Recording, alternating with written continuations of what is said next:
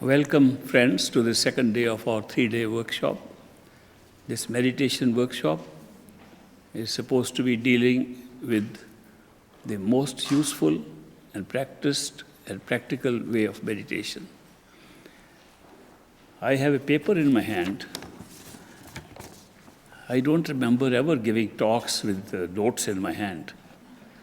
So today I've got the notes in my hand. So I am myself wondering why I've got notes in my hand.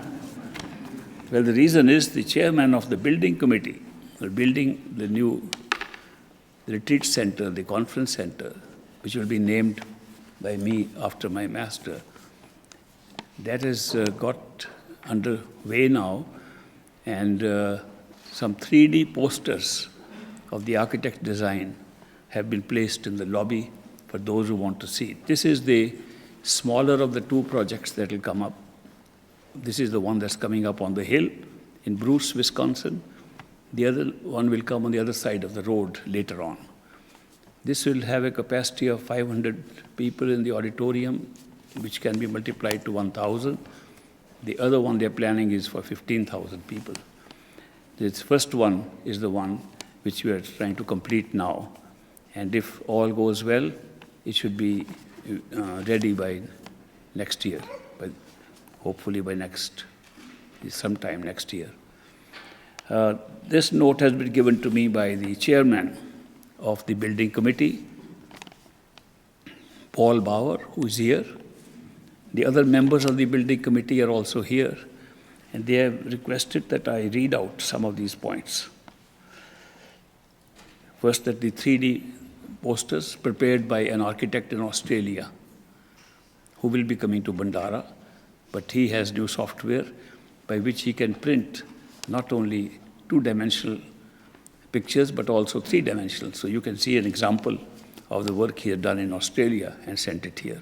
The maps were sent from here, and he made these pictures. You can have a look at them.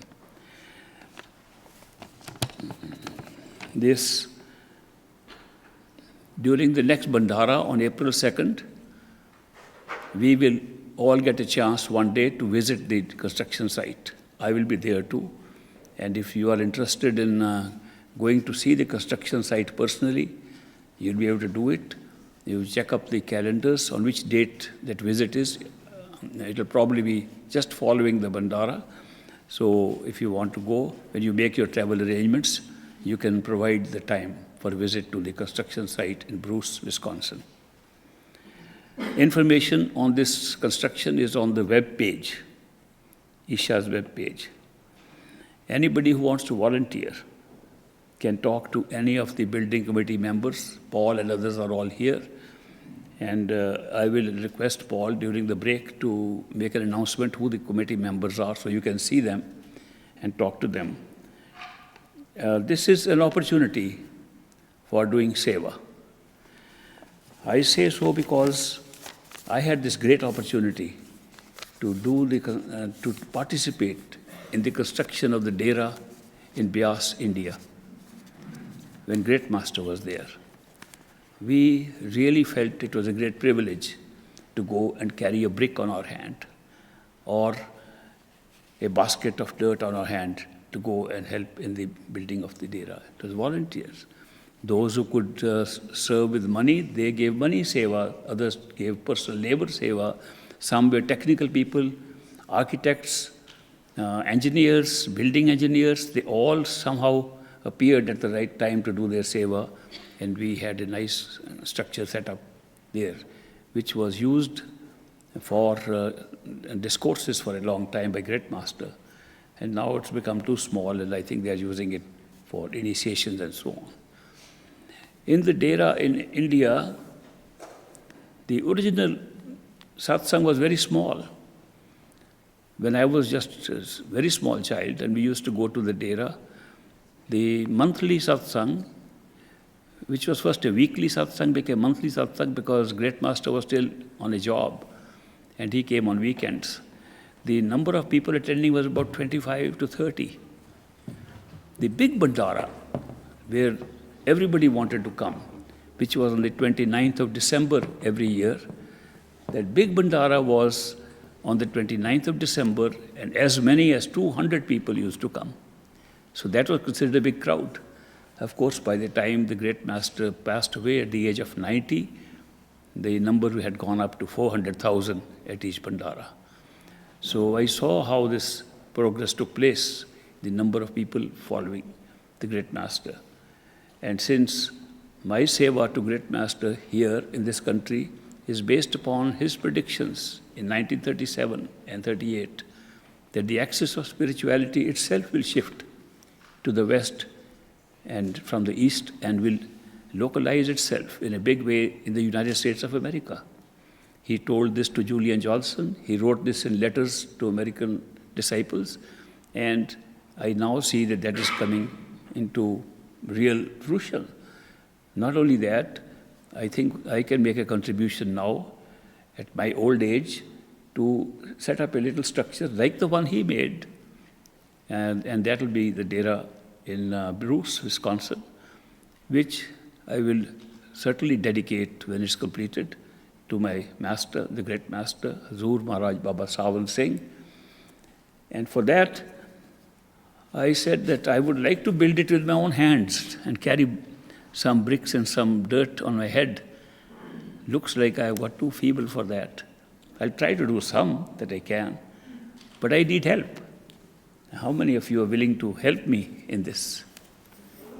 Oh, thank you very much. I needed these volunteers. So you can help in many ways. As I said, if you have technical knowledge, you can give your technical volunteering service. If you have some spare cash, you can donate to the committee, and they will acknowledge it for use for the construction. And if you have any material which you can help with, you can inform them what you can help with. So in any form, whatever you help. Some people suggested to me there are a few millionaires sitting here, they can just build Dera for you. I said, but that's not the idea. Idea is each one of us should get some participation in it, like we did in the Dera in India. So I'd be very happy if you can be in contact with one of the committee members and tell them what kind of help you can render. Thank you very much. I can put away my notes and get back to the meditation workshop. Yesterday, I did a few exercises with you.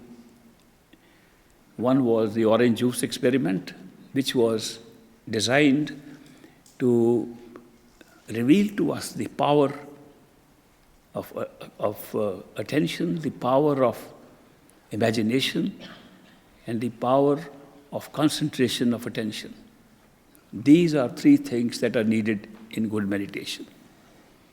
The ability to imagine in order to create a location for yourself, the ability to put your attention there, and the ability to concentrate your attention there. That's all that's needed. If you have these three things available to you, and you all have it, we all have it, we are endowed with this gift right when we are born. If we have these abilities to be able to imagine, if we have the ability to put our attention where we like, if we have the ability to concentrate our attention, we'll be successful in meditation. We all have these. It's just a question of putting them to use.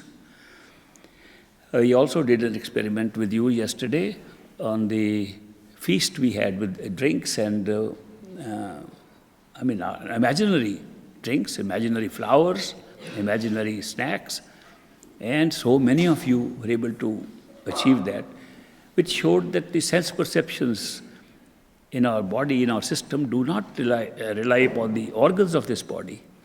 They rely upon the inner sensory systems, an inner sensory body that picks up those sense perceptions. And it is translated while we are in the physical body through these physical organs, and we associate all those sense perceptions to the physical organs of this body.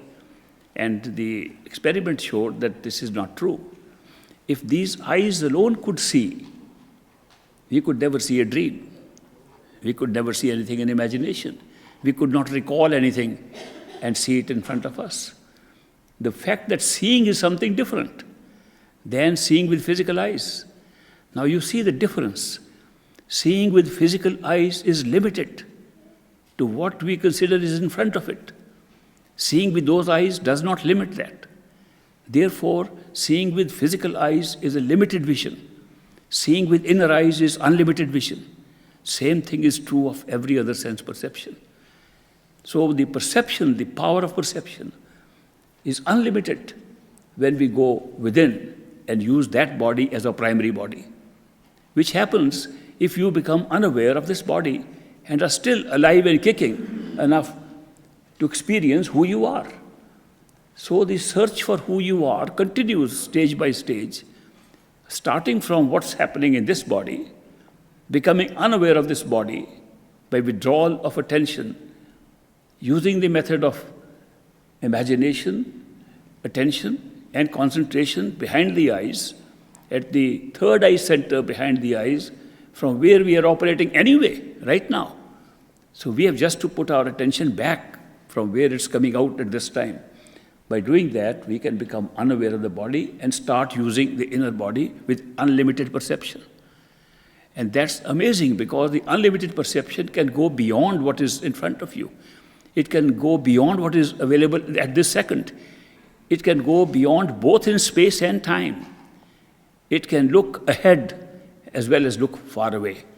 So it can look through walls, it can look through obstructions that we think are obstructions here. This vision of the physical eyes is very limited, but the vision of the inner eye is unlimited. So that's why if you want to really have an experience of perception, sensory perception, the best thing is to go into the astral body, the sensory body, and try it out. It's an amazing experience. Unlimited perception. You can't get it anywhere else. Then, once we move ahead further than that, we will be coming across where we don't need senses, divided senses to perceive. Today we think that we need the eyes to see and ears to hear. That's not true. There are some strange cases, medical cases, where the nerves have been disoriented and joined wrongly, and there are people who see with the eyes and see with the ears and hear with their eyes. But about 300 cases have been diagnosed like that in the world. But that's an aberration. But the reality is that we can use the power of perception, which belongs to our mind and not to the sense perceptions. The power of perception, without having to divide them into 5 senses, is available to us in the region of the mind, pure mind, where there is no sensory body and no physical body. And we have access to that by the same process of meditation which we are talking about now. Once we are able to withdraw our attention from the center of the eye, of the astral body, by the same process of using power of concentration of attention, we are able to become unaware of the sensory system. And that takes us into the region of the mind, where nothing exists except the soul and the mind, knotted together, identifying with each other, and not knowing which is the mind, which is the soul. Soul is giving all the power, and the mind is picking up that power and becoming active. And we discovered that the mind at that time begins to feel its origin must be somewhere, and searches for the origin like the soul searches for its origin at the same time. Both locked in at the same time, they are looking for their origin. The mind finds its origin in a universal mind, in the causal plane, from where all things have been caused. Everything that you see here has been caused from there. We call it the causal plane, the mind we call the causal body. Here we have another body now, no shape. It doesn't have any of the functionary systems and organs of this body. The astral body has, but the mind has no such form. It is purely a mechanism for thinking, mechanism for analyzing, mechanism for conceptualizing, and mechanism to create the other kinds of bodies and all experiences. So this particular experience of being able to be your own mental causal self, with unaware of the physical and astral bodies, and being able to perceive at one go what is later divided into senses, is possible at the causal plane. And it's an experience available to all of us, that we can reach that point. Most of the masters of the world have thought that's the end of the universe. There's nothing that we can find beyond, because you have reached the universal mind from where all things are being created. Nothing is created beyond that. Therefore, they have stopped there. And yet the problem is that even that part is subject to time and space. Time and space are being generated from there. And all lower worlds and all future experiences in these worlds are being created from there. Therefore, it is still within time and space. The question whether time and space themselves were created, whether the mind itself was created, remains unanswered at that point. And therefore, most masters have been unable to go beyond. And they talk of heavens and they talk of great experiences, all placed in time and space. They think the mind-soul combination is ourself. The truth is that there is not. Because the very nature of time and space makes it imperative that one day they'll be destroyed. Nothing lives forever in the region of time and space. Nothing lives ever in this world. Even all these galaxies and all the universe also undergoes a complete dissolution into a black hole and comes back again and again and again. Same thing happens in every stage. The astral plane may last much longer. The astral body lasts much longer than the physical body. It also ends someday. The causal plane, the plane from which all things are being created, also dissolves and goes away. These dissolutions and grand dissolutions that are taking place make these temporary places. Even if you live 1,000,000 years, you're still a temporary place. You, as immortal souls, could not be temporary, could not be living in temporary place as your true home. The true home does not lie in the region of the mind or the three worlds of the mind. These three worlds, the physical, the astral, and the causal, are all worlds of the mind. They have been created by the universal mind. Individual mind has been created by the universal mind, and they all dissolve at some time. And therefore, they could not be the home of the immortal soul. Very few masters, who I would really designate as perfect living masters, transcend the mind and go beyond. And there they find the soul is not the mind. The soul is not a thinking machine. The soul is not totally joined up with the mind. It is separate. It is a powerhouse.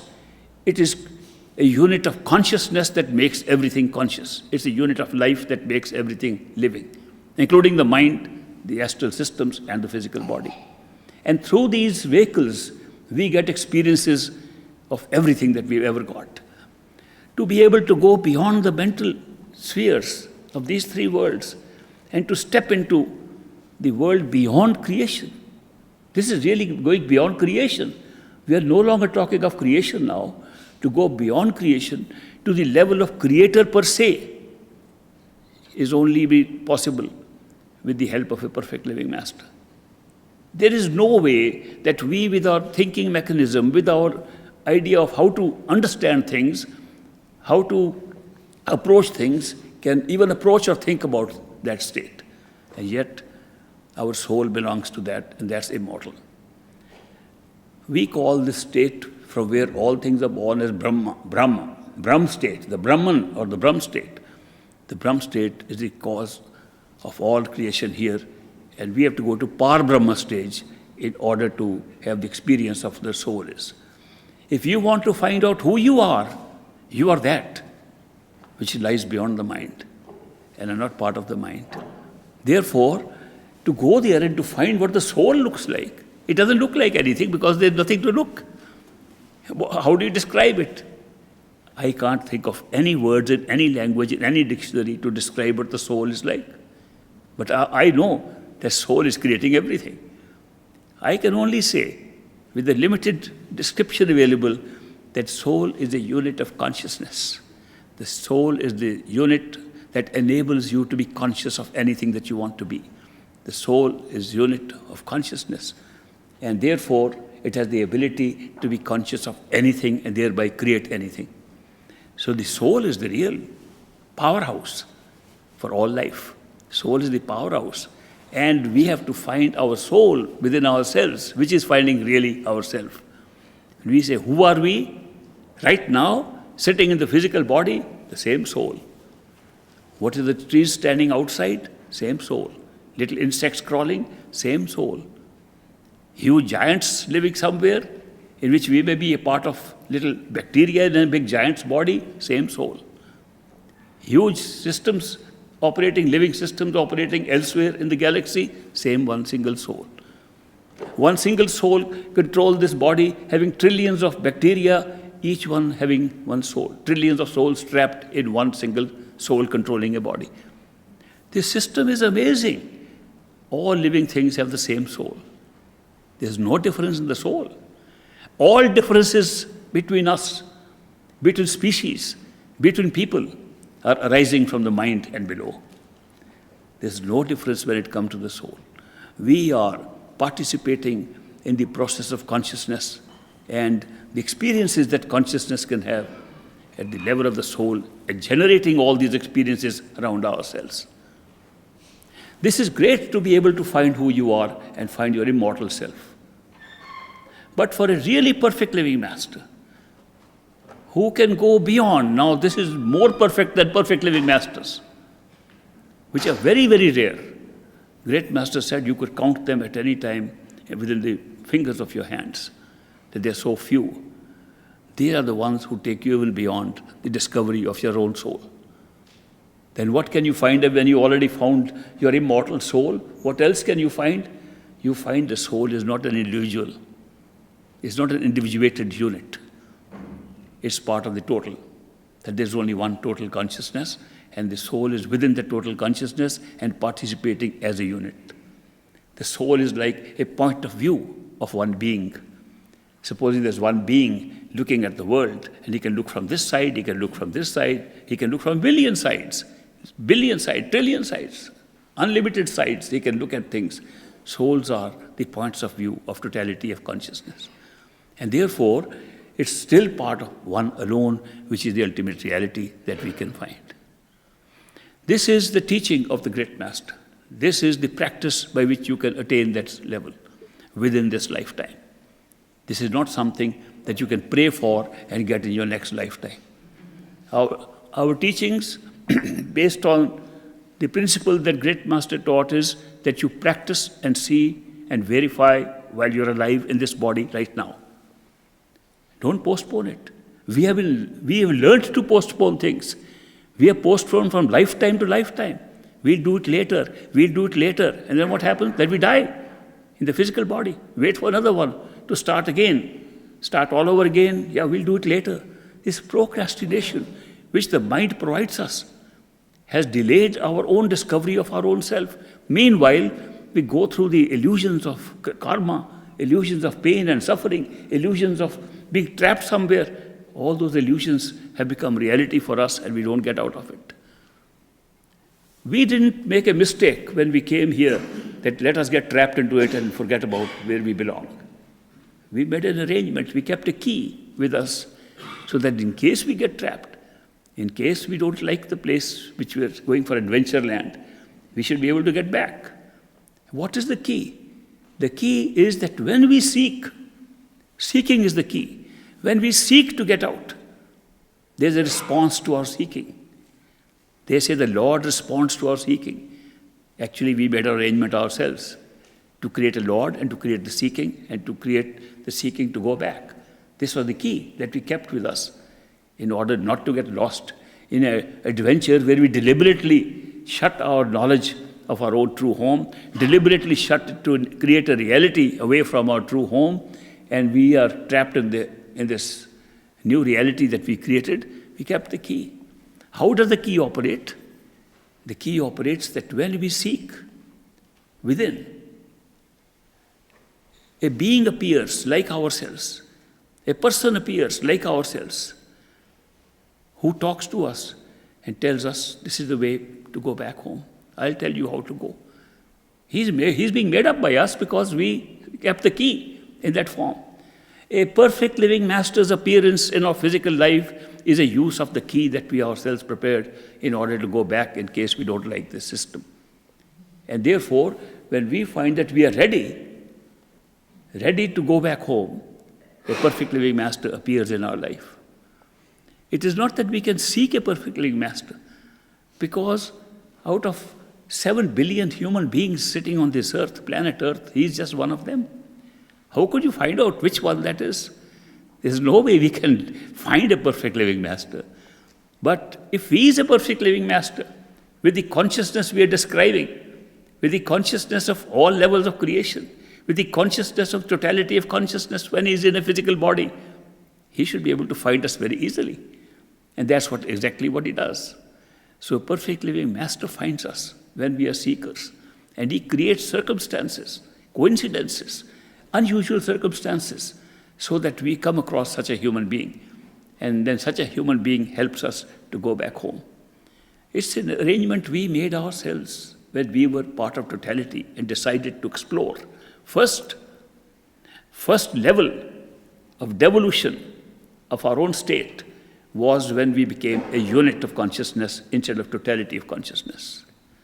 From our true home, Satguru, true home, we moved down to the area where we created islands of our own self. Islands, just using a spatial example, because we can't use any other example here. Islands of consciousness.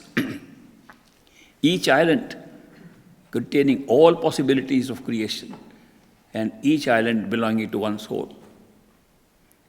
That one single soul that lived on the single island thought it was separated from the total, yet all the islands were part of the mainland, and they looked like islands. From that island, which we call Parbrahm, we created 2 sections. We made the upper part of that island and a lower part, which was a reflection in the sea. In the sea of total consciousness, we made an island, an illusion of an island, and made a lower part, and we called the upper part of Parbrahm, which was still part of our true home, Satguru. And yet we had experience of an individual soul on the upper part of Parbrahm. And we made the lower part of Parbrahm and created a nice story so that the rest of the experiences of creation can take place. And we placed a creator there. And the creator was so well empowered to create the kind of universes that consciousness wanted to explore, that we named him the creator of time, the creator of Kal. Kal, or time, was created from the lower part of Parbrahm. Hence started the whole show from the lower part of Parbrahm, and that was all illusion now. All illusions are now being created, and we created the world of time, where there should be a beginning, a middle, and an end to everything. Everything should begin, everything should be sustained, everything should end. We began to create new gods, new creators who perform these functions. It went on to create the whole of the causal plane and a universal mind that functioned under time. The time-space continuum was created at that point so that the rest of the world can be created. We created great perception.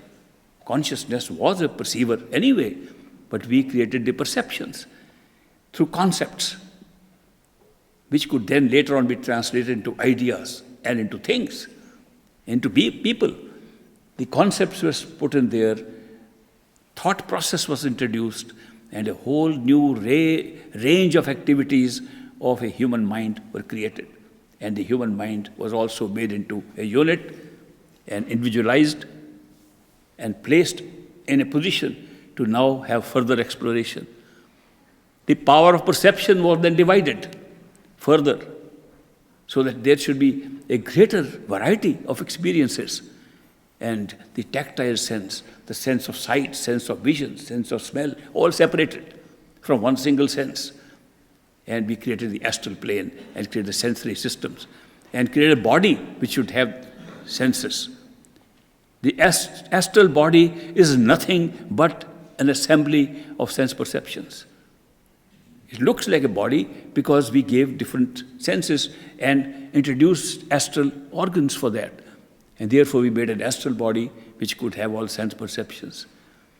We further went down and delegated all this activity to another world called the physical world, where all these were put together as a package in one whitish, brownish, blackish kind of package. It's right, it's whitish, reddish. Okay, all the different colors of packages which we call human bodies. They are all packed into this, and all this is happening around the totality of consciousness. This is all being built around, not outside of it, because there was nothing outside. There can be nothing outside totality of consciousness. Everything is being built within that, and yet the most powerful concept we can have of totality of consciousness has been packed into a little infinitesimal point inside the last package, the human body, and placed in the center of the head, so that the entire show, all that I've just talked to you, all I've described to you, is packed into a 0 point right in the center of a physical body behind the eyes. Can you imagine that our true home is sitting there? There's no journey to go to. Somebody says the spiritual journey is a long one. I say it's the shortest one. You know why? Because you're there. Then what is the spiritual journey? The spiritual journey consists of opening up your awareness to what is lying inside. It's all lying at the same spot. Everything is being built around that. Therefore, when we open our perceptions, gradually, stage by stage, we see all this devolution of consciousness that took place. And we reverse it and go backwards from one stage to another, and ultimately open up and find this was all the same show. We had arranged to have the experience. We had arranged to get back to home.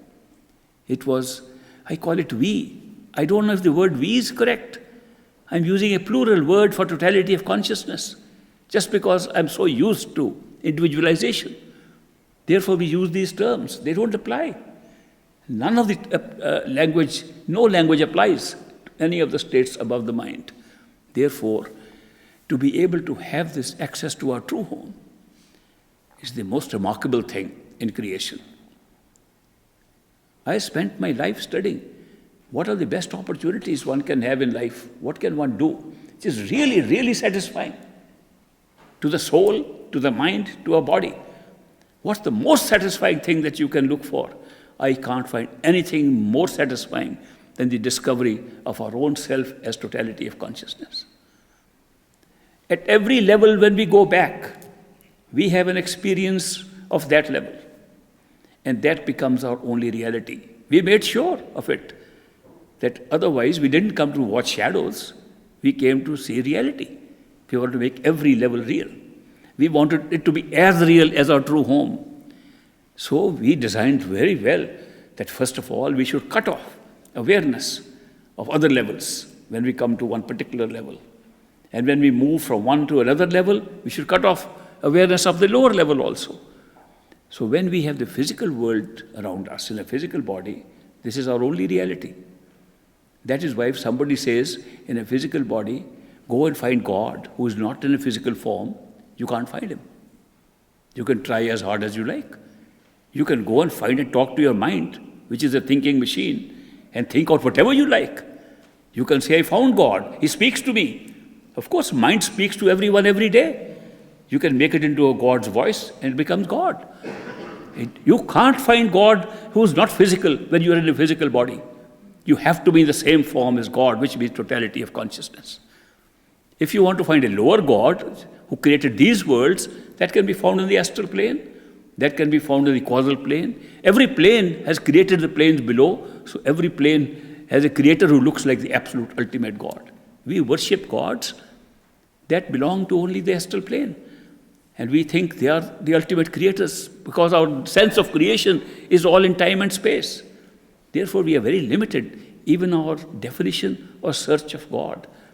So therefore, when we are physical, only physical is real. Everything else can be doubted. All other concepts can be put to doubt. But if you have an experience of another level and make that real, then that will become real and this will become unreal, dreamlike.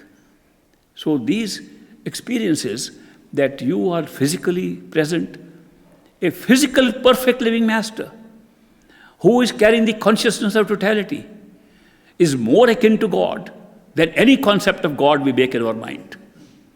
Therefore, if you want to see God in a form that you can see with these eyes, it's only possible in a human form, in a physical body. All other forms are made up by your mind.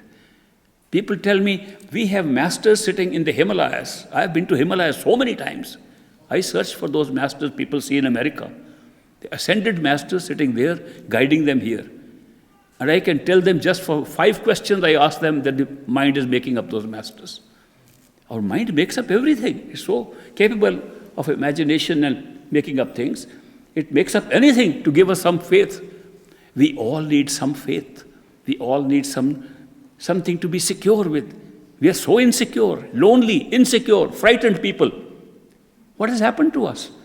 We came for an adventure land. We came to experience something new.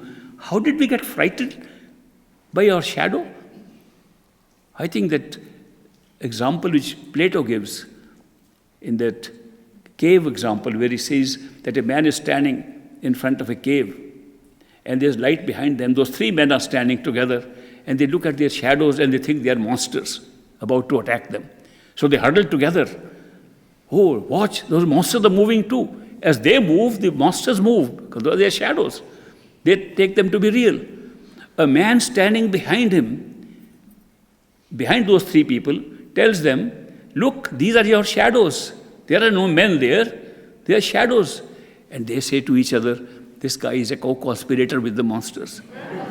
He wants us to turn around so that they can attack us. When he says, no, look, there's a light behind you. It's the light that is casting the shadows in front of you. They say, he's a real clever monster behind us. He says, this is our state. He says, we are doing exactly what those people are doing. We are afraid of our own shadows. We are afraid of something our own consciousness has created. And we are frightened, we are insecure, we are lonely. Even in the company of billions, we are lonely people sitting here. Why has all that happened? It was designed to be an experience of the opposite, of being non-lonely, fearless, and to be in total bliss and security. That was our original state, has always been our state. Just to have a short experience of this, we got trapped into this. It's time we used our key and get back home. So that's why when you look at these different stages and go up, only one stage at one time is a reality for us. It's just like going to sleep and having a dream. A dream state is even a lower state, a devolved state of consciousness than the wakeful physical state. When you go into a dream state, that dream looks real. While the dream is on, it looks real. When we wake up, it becomes a dream. A dream never becomes a dream while you are dreaming, even though you may tell in the dream, I know it's a dream. Who are you telling if it's a dream? You tell people in a dream. You know we are dreaming, not knowing those people don't exist except because you created them in the dream. And you say, I know I'm dreaming. I am now away somewhere. I have to find where my body is sleeping. You have no body. It's a created dream. Your body, physical body is sleeping somewhere. You are not aware of it. And the dream has become a reality.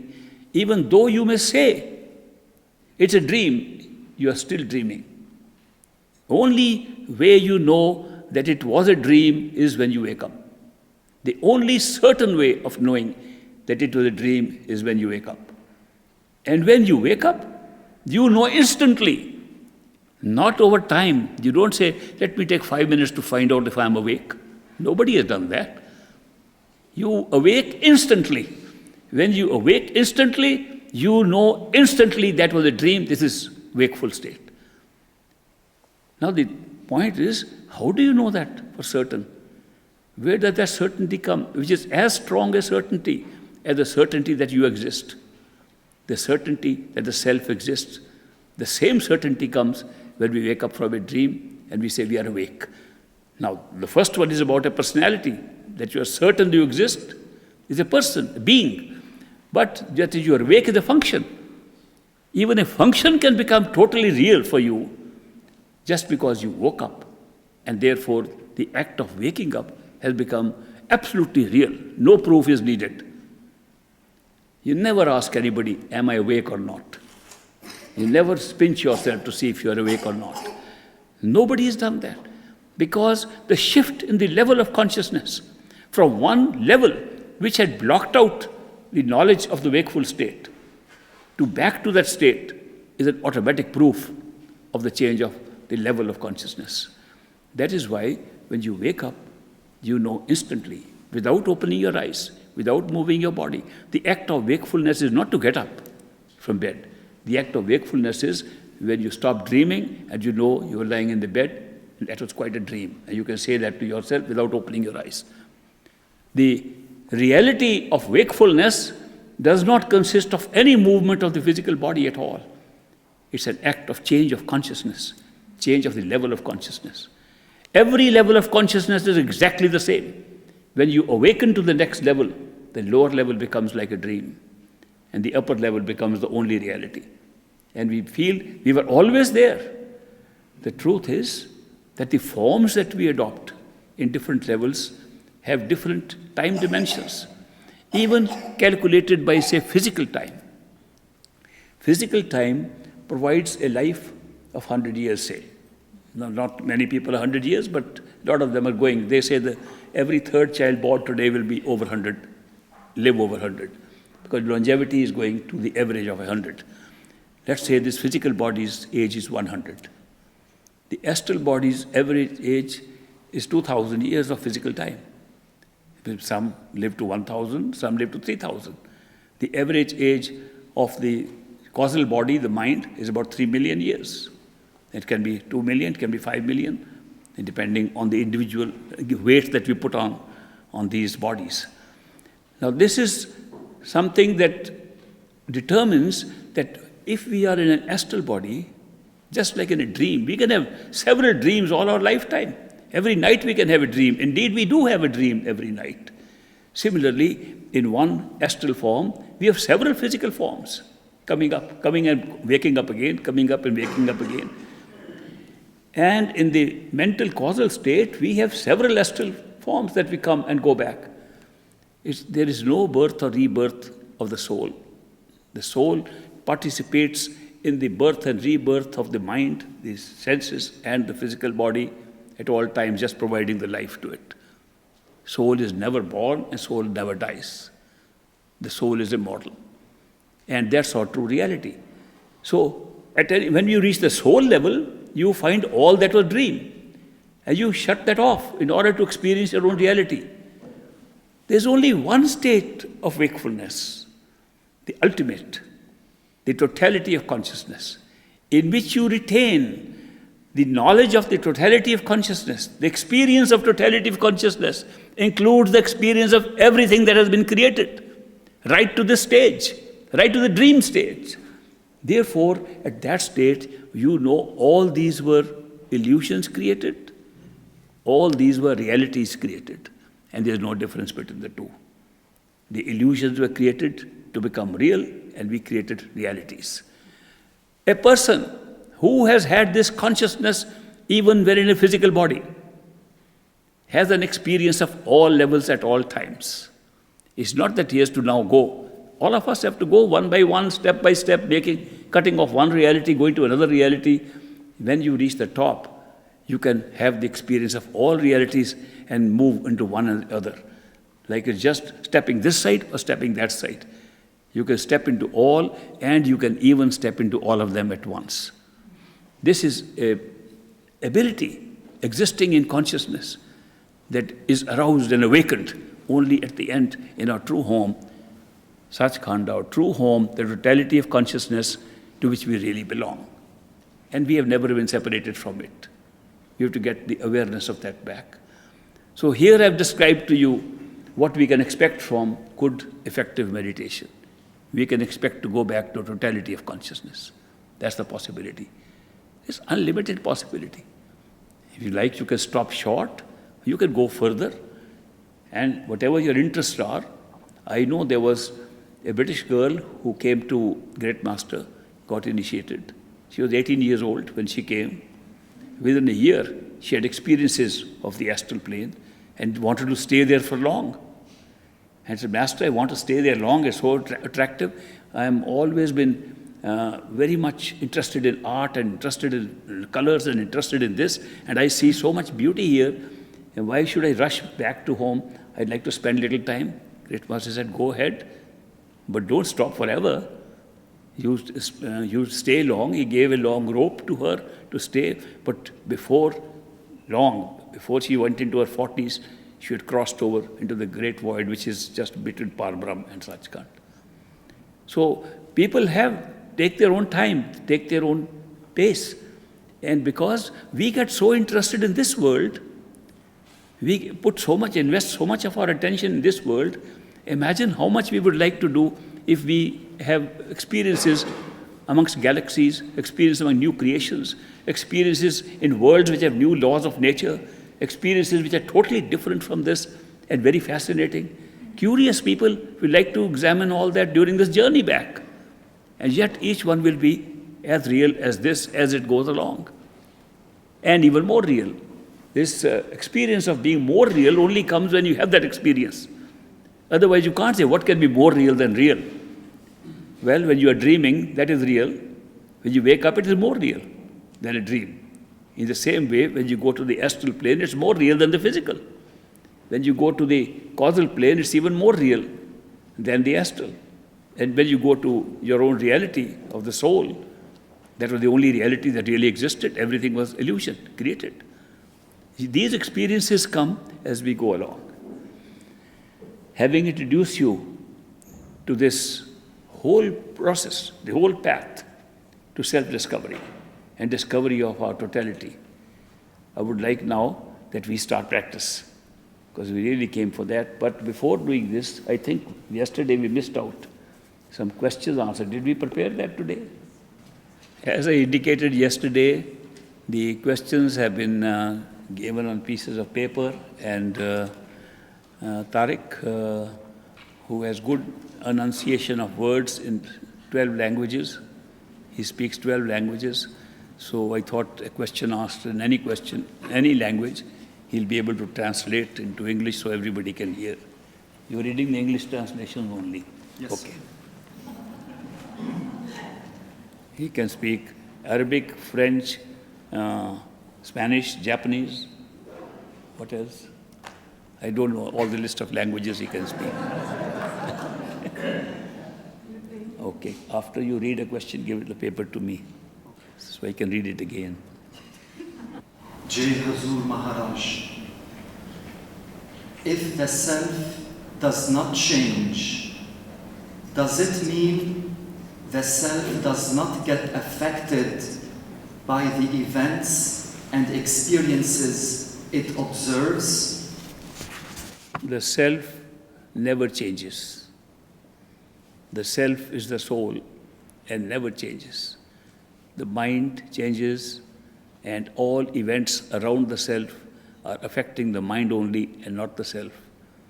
The self is only providing the life force and consciousness to the mind, and what affects the self is not the self itself, but the mind around it. What happens to the mind? It picks up all the variable influences that are coming on it and stores them. The mind has a huge storage capacity. It stores every event, everything that happens around us into its storage. And that storage is the basis of the law of karma. Whatever is put into the mind becomes a stored karma.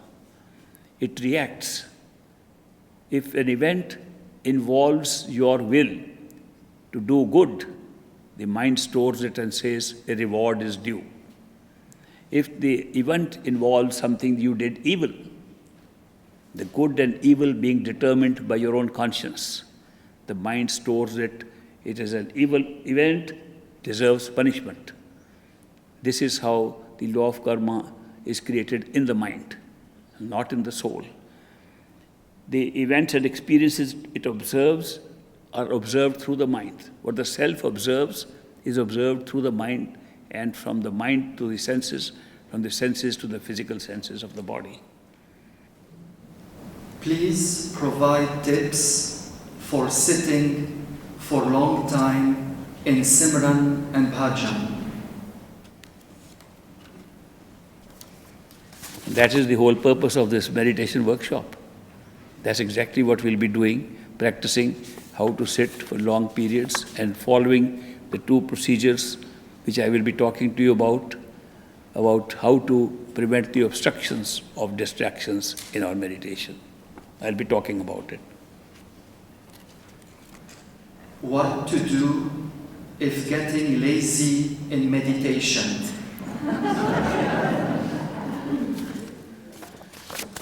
Take a cold shower before meditating.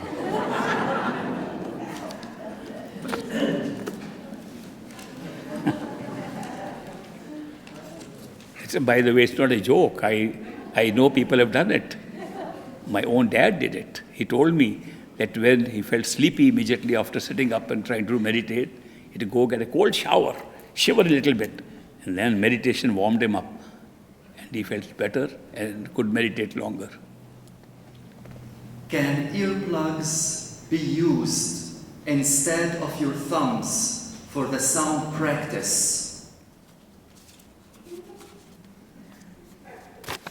Yes, they can be used.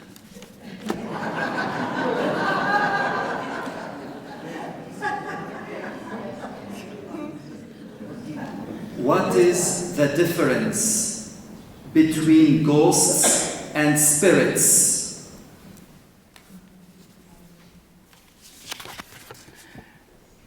The ghosts and spirits, some use them as interchangeable words, but truly speaking, ghosts move and spirits haunt. In India, we call them bhoot and pret. Bhoot is a moving spirit, and a pret is a spirit that haunts a location. So, ghosts are disembodied spirits that roam around because they couldn't find what they're looking for, and they keep on searching for, traveling all over, looking for what they couldn't find in a physical body. The spirits are attached to one place and they don't want to leave it. Mostly spirits come when there's a murder in a house and they are so attached to the house they don't want to leave and they haunt that house, and people say it's a haunted house because there is a spirit haunting it. So the ghosts are the moving ones and the spirits are those stuck to a location. How accurate is to use a pendulum for medical diagnostic? Ask the medical doctors.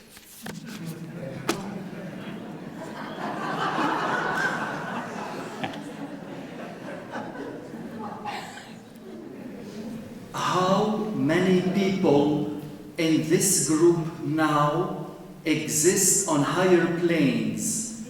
An approximation of percentage is a satisfactory answer.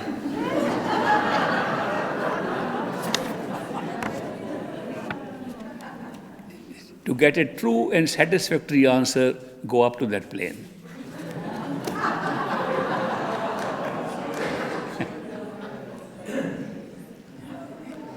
Was Atlantis a worldwide civilization?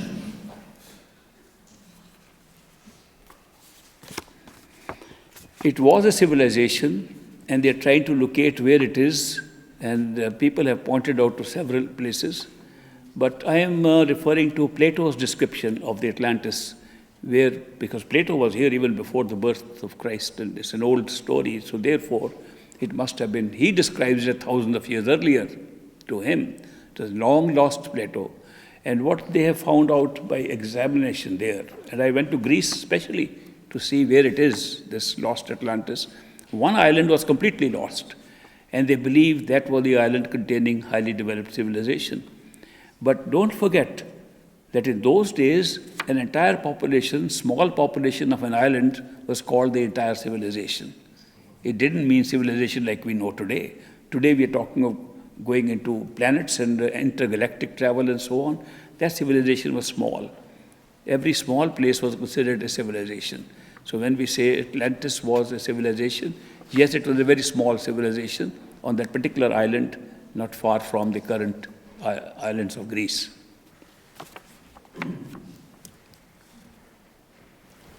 was Atlantis more technologically advanced than we are today?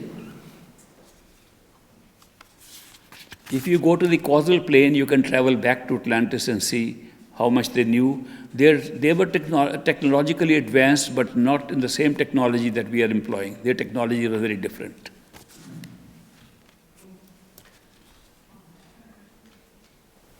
When and how was Atlantis destroyed? Sudden or slow decline? According to the records available, it was a sudden volcanic eruption under the island that drowned the whole island suddenly.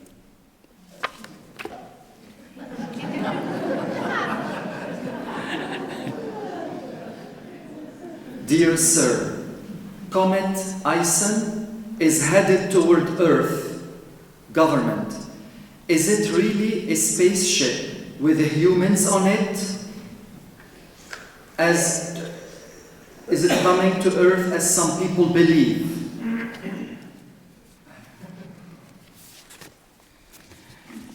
The comets are heavenly bodies like other heavenly bodies, and they are traveling like planets and asteroids and so on, and there are no human beings on them, and they are not coming anywhere very close to us right now. When a comet passes about 300 million miles away, we think it's close.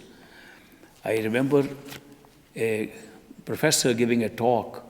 He said, I am sure, based on the current thinking, that this earth on which we live will be destroyed in 3 billion years. One man in the audience got so frightened. He got up, he said, when, sir? You said, when will it happen? He said, I said 3 billion years. He said, oh, thank God, I thought you said 3 million years.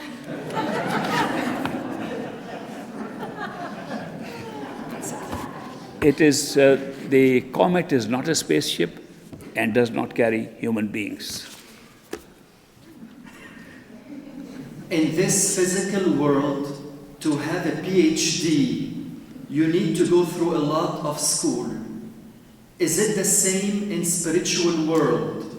The soul needs to uncover the layers through meditation and discover the truth. Love and devotion will bring detachment, and the soul will have the awareness of higher level.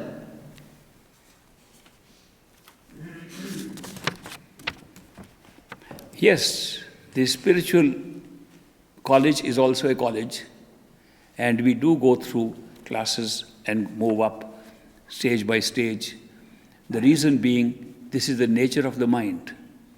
We are following, when we are here, the nature of the physical systems. When we move up, we follow the natures of the sensory systems. We move up, we follow the nature of the mind. It's the nature of the mind to struggle, to move from one place to another, to move from one stage to another.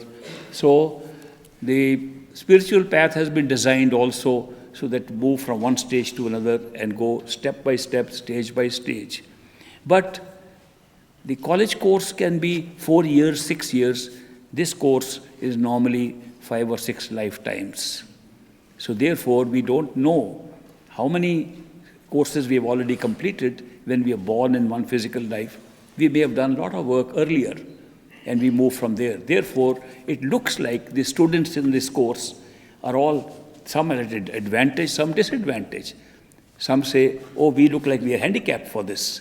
And some say, no, we are more advanced because we did some work earlier. When did you do earlier? Oh, we did 3 lifetimes ago, and we made some progress in the last life, and now we are here. So this is a similar thing that you go step by step, but the time frame is several lifetimes, not one lifetime. 2 questions. There is never an ask for money. I have heard you say only one time 10% donations. How do we give and who do we send donations to? This is a traditional style of charity. And we have in our nature a charitable side also. We all would like to help somebody. In fact, one spiritual leader came the other day. He said, one of the pillars of spirituality is whatever Lord has given you, share with others. Not only money, not only things, but even talent, even your experiences. Share with others. This desire to share is actually common to all of us. Some suppress it, some express it, and some use it effectively. When we say give 10%, I am talking of the Sava. Sava is also service, sharing with others. Seva is sharing your time, your money, your mind with others.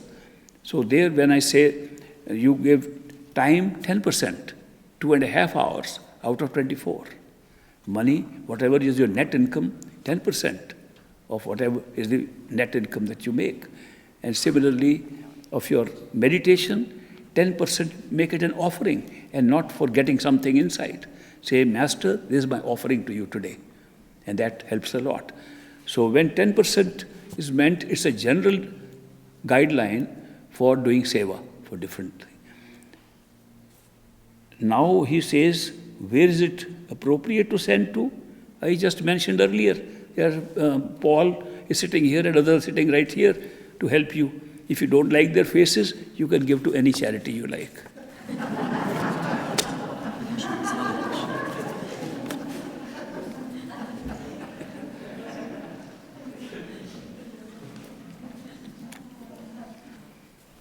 How did you address your great master when he was in the physical body? We addressed him as Maharajji. Maharajji. That means addressing him as a king.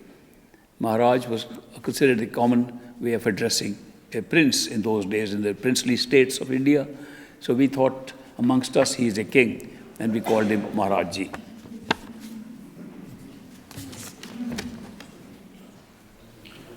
Why the radiant form of the Master is so different to manifest in disciples, even when they love and they are devoted to the Master? The radiant form of the Master comes in two ways. One, when you get initiated, the Master has placed himself there already. The radiant form is there from that moment onwards. It's not achieved any time later. The radiant form is visible to us in stages. When we first start meditating, we just feel his presence. That's also radiant form. Sometimes we don't feel his presence, especially some things are going against our mind. Some bad accident has happened. We say, why did you do this, Master? We can't see the radiant form. But most of the time, if we are doing meditation regularly, the radiant form comes first as a presence. Then it comes as an imaginary figure which seems to change. Then it comes as a more focused image which comes and goes. Then it comes as a brighter form. Only when you have made progress in the meditation, vacated your body, withdrawn the attention from the body, become unaware of it, does it really manifest at a distance. And he looks radiant because everything at that stage is shining. He looks radiant because that's a stage where things become radiant. So the radiant form, which can be seen even in darkness, that's why we call it radiant. Even if it is dark, you can see the image of the Master. It approaches, again it comes and goes, and eventually it settles down, and you are able to talk to the Master. Thereafter, on regular meditation, the Master is always there with you. Later on, without meditation, he is always there with you. Even he manifests inside in meditation with closing your eyes, and he manifests outside. And he seems that to be sitting next to you. You can turn around and see him. You could drive a car and have him as your passenger. You can have a chat with him. You can fly together with him in the skies. And thereafter, you will never be lonely again because you have a friend 24/7 with you. Of course, love and devotion takes you there faster than any other method.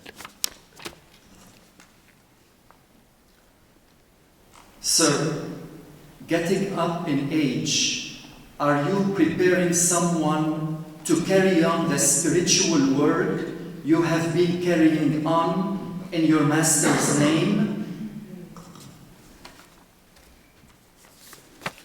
Certainly, my Master has already told me what to do.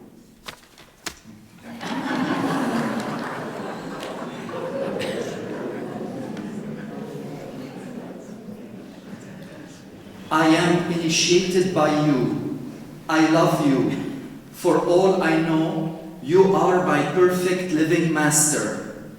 So that means I am your marked soul, along with many others you initiated.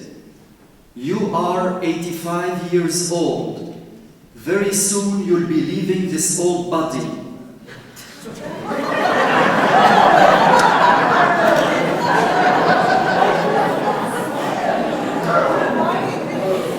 First, what happens then?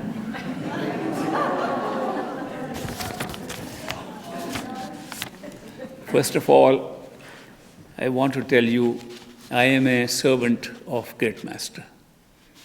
My work is service to my Master. He's asked me to do it. I love to do it.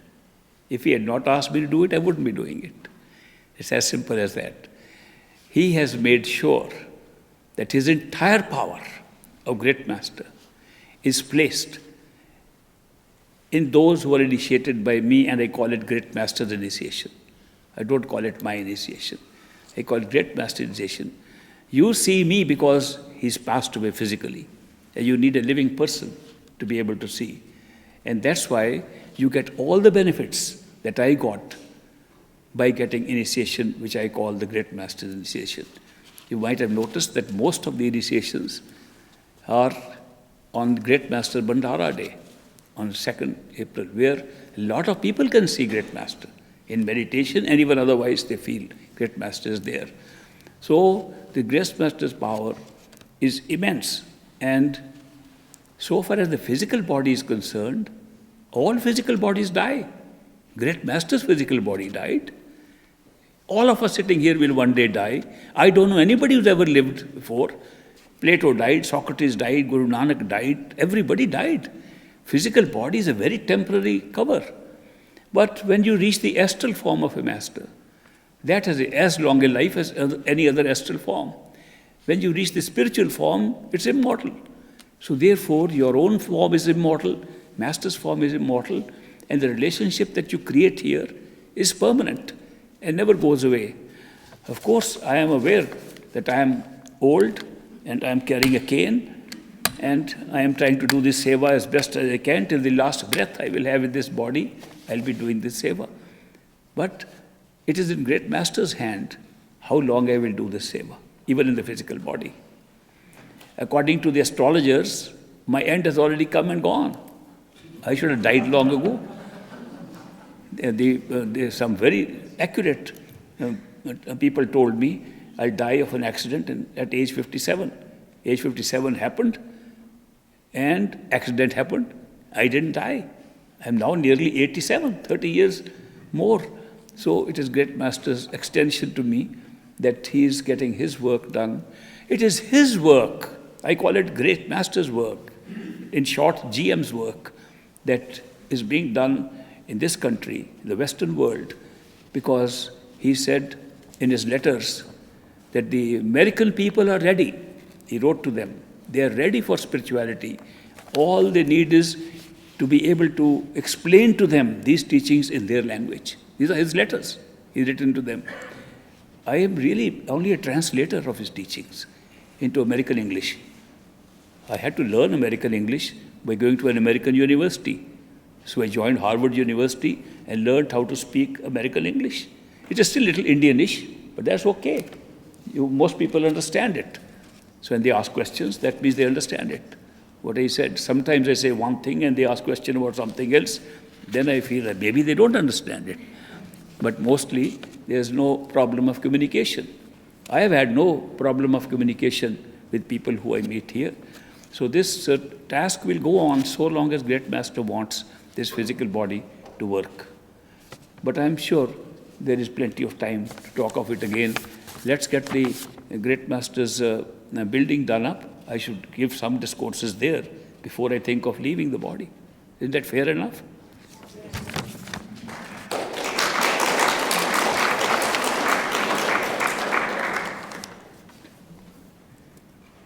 Second, who would we have satsang with?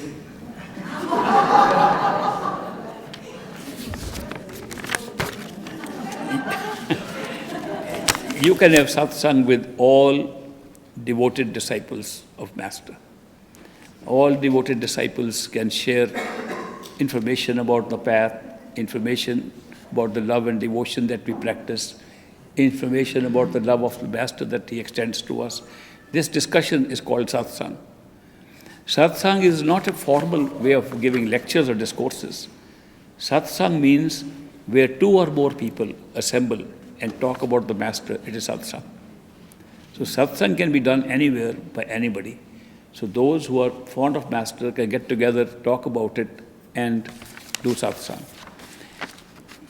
When great Master was still a disciple, he wrote to his Master, Baba Jamal Singh.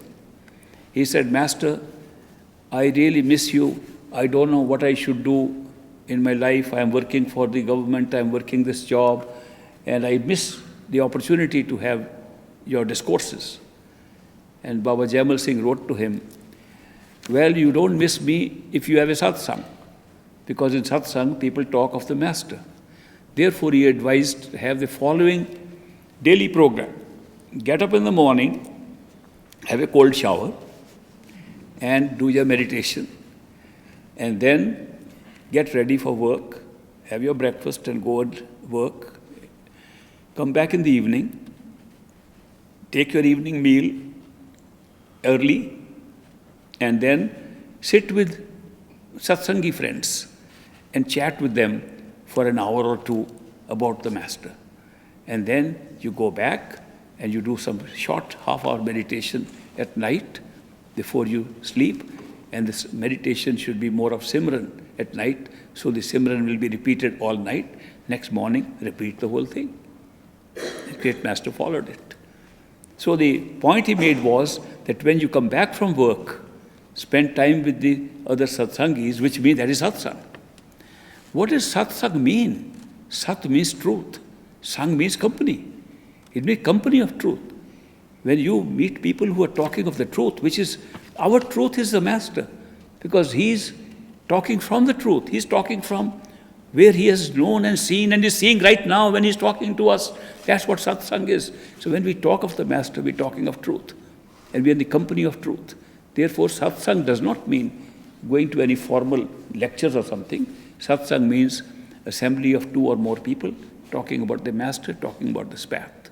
So you can have satsang anytime, and there'll be no problem in that.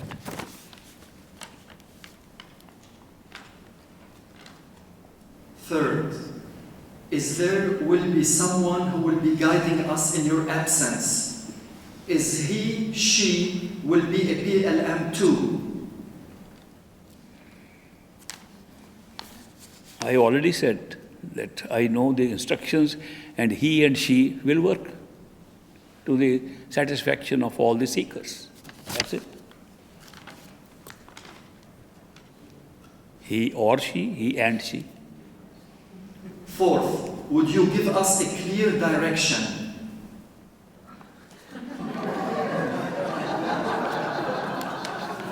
I thought that was clear enough.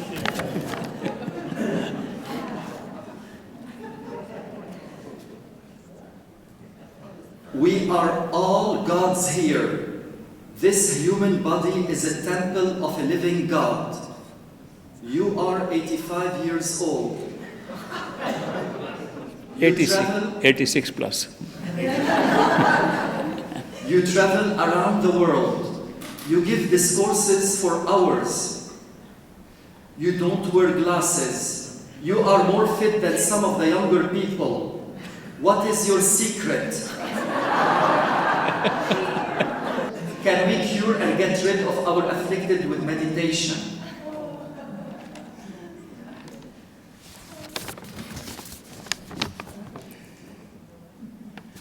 I don't know the secret. All I can ascribe it to is the grace of the Master. That is the secret of all secrets, the grace of the Master. One should look for the grace of the Master. Anything that you want can be given by him. Anything that is suitable for you, does not hinder your spiritual progress, will be given to you. Look up to him and he will give you everything. The Master has power to alter everything. He can alter destinies. He can do things for you that nobody else, no power can do. There are so many other healers, soothsayers, other people come, say, we can do this for you, that for you. But the Master covers all of them. My dad used to say that in an elephant's foot, all footprints can be fitted in. So Master's grace is like an elephant's foot.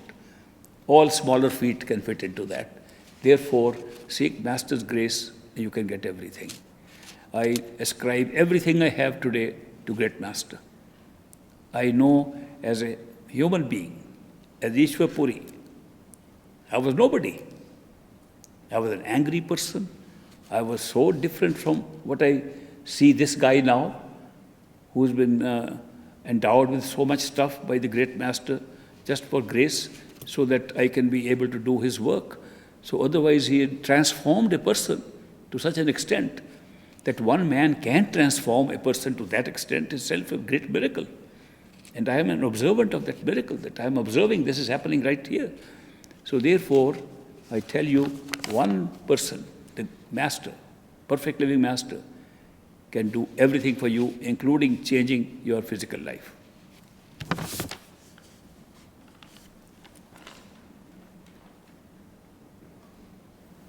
Can we cure and get rid of our affliction with meditation?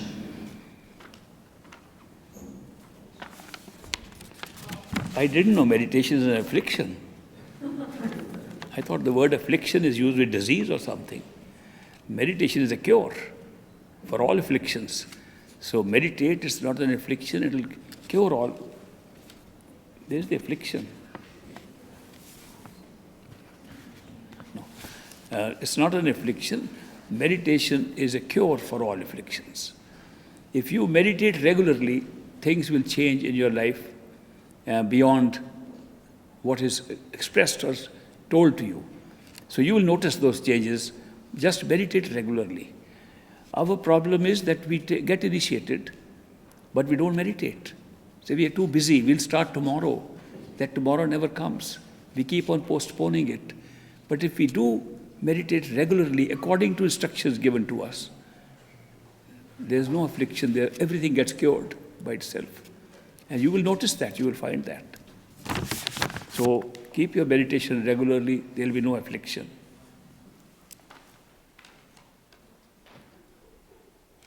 My background is of science and engineering. I am a true believer of quantum physics, which Niels Bohr, Erwin Schrödinger propounded in the early 1900s and understood in the last 50 years.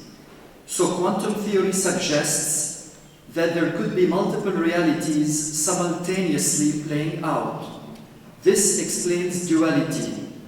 When I heard you in December 2012, you explained all my questions, but I do have a nagging doubt. What is the purpose of all this?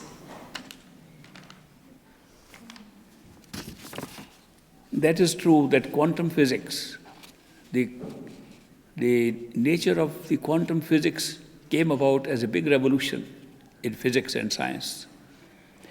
The fact that a photon, which was considered to be a particle of light, that a photon, when pressed through a plate with two holes in it, could pass through both holes at the same time and reach the other end and target only as one hole, as one spot, doubted the existence of a particle. That was the beginning, the first step that we saw, that how can a particle break up and become two and go back outside those two holes as one particle. Therefore, they thought it's not a particle, it's a wave. A wave can go through. If a wave moves, a wave can go through both and reach the other end. But how does it behave like a particle then? So therefore, this confusion between, I'm talking for those who have not heard of quantum physics, this confusion whether it's a particle or a wave caused so much furor that they had to design or devise a new name for it. And they called it is neither a particle nor a wave, it's a quanta. That means carrying quantity of energy, a quanta, and the quanta can behave like a particle and also behave like a wave. So that's why the quantum theory was created, and quantum physics began to now realize that there are quantas which are working. For example, in every molecule, a material atom in a molecule can have lots of atoms. Every atom has electrons moving around the neutron, otherwise it doesn't become matter. There has to be electrons orbiting, going round and round.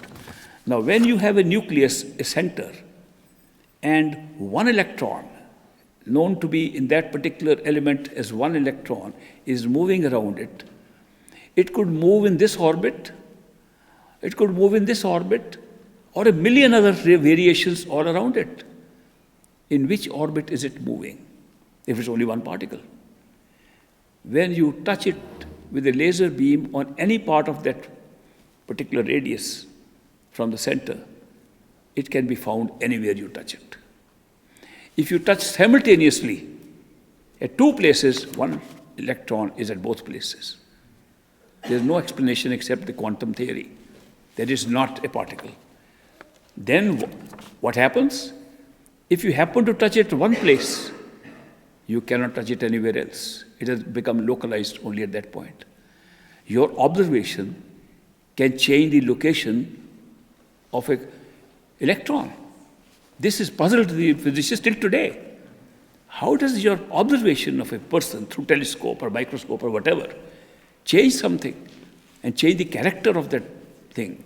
The electron changes its characteristic of being available anywhere in the orbit to becoming one particle type of electron just by observation. This was the last article that Einstein wrote in his notes, that I have not been able to properly place the position of the observer, changing everything that we are observing, which of course brings us very close to the spiritual path. In the spiritual path, we know that the observer creates what he's observing. And that was just one small proof in empirical science that we are heading towards this. The second thing that happened was that we could, in due course, because there may be many engineers sitting here and people studying astronomy and studying other forms of physics, that they have found that in this world, the energy can be measured more accurately than anything else, more accurately than matter. And the energy measurements from luminosity of stars, bursting stars, and so on, the energy measurements show that there's an imbalance. The old theory was there's a fixed amount of energy and matter in the world. Either energy becomes matter or matter becomes energy, and you can't change their quantum. Now we find that the current measurements of radiation do not account for this. So they had to find some other way to explain it. They explained that the energy that we can observe now, when measured, does not correspond to the matter. There has to be matter. And just for no other language, they say it's dark matter. Similarly, in other spaces of observation, they had to introduce dark energy. Dark energy and dark matter, which have not been properly described, but they have the characteristics and function of matter and energy, are now accepted in physics as realities. That's not all. Their problem has been that they cannot explain the shifting of something into another disappearing plane. For example, there's a lab here near Chicago called the Fermi Lab. They're experimenting on what is the smallest particle we can break down and make small particles. So they have a collider. There's another bigger facility like that in Europe, but this one here is working, so are they working in colliding particles to break them by collision and see if you can make smaller particles. So when they send out measured range of particles from one side, they send an equal range from the others. And by electronic photographs, they're taking pictures of the whole thing that's happening. The story of one particle that's exactly at the same place at the colliding particle is very interesting to observe on those cameras. The particles come together, and when they are near, this one disappears. The other one passes, and the other one reappears and goes on. They don't collide. Where does he go? Where that one particle go?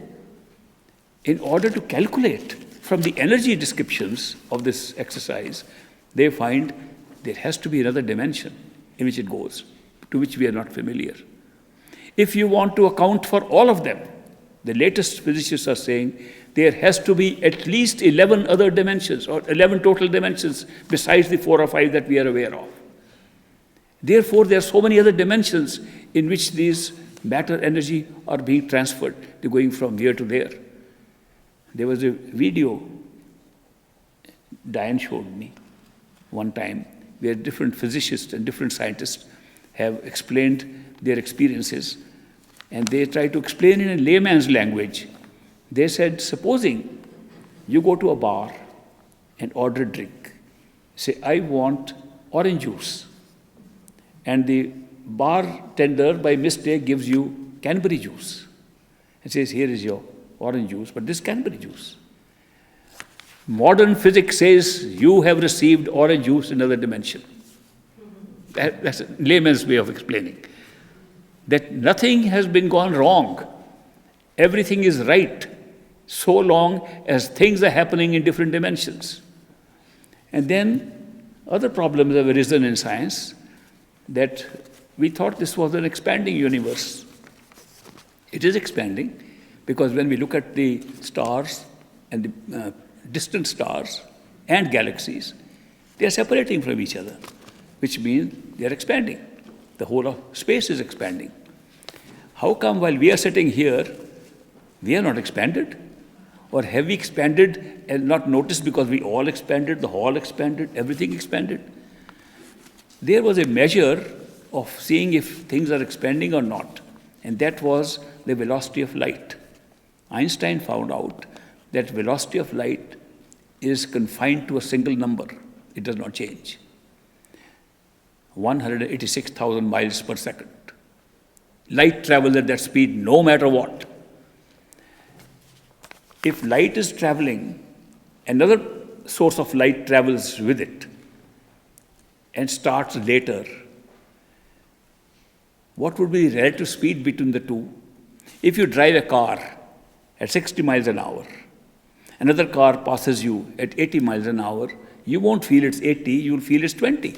Because you are going in the same direction at 60, the car passes you at 80. Therefore, your relative speed to that car is the car passed you at 20 miles an hour. In the case of light, if two lights are passing, their relative speed still remains 186,000 miles per second. No explanation for this. Very strange nature of light. Light itself has such a unique nature that it doesn't change its speed, or velocity rather. Velocity means speed and direction. So therefore, how do we measure? Well, you measure light coming in. Now we find that light itself is absorbed by a unit that sits there and takes light in and doesn't let it come out. I term it a black hole today. It takes not only other things, but it also takes in light. And by modern observation, they found that not only does light get absorbed by that at the velocity of light, which we thought was infallible, but it speeds up beyond the velocity of light. And there's a whirling effect near a black hole where the speed of everything being absorbed is higher than the velocity of light. Old Einsteinian theory has gone. Now, when you look at these things, they say there are so many things expanding, but even if you use a measure of light as a measure of whether we are expanding or not, the light from the sun reaches this planet in about 8 minutes. If we are expanding, it should take more time.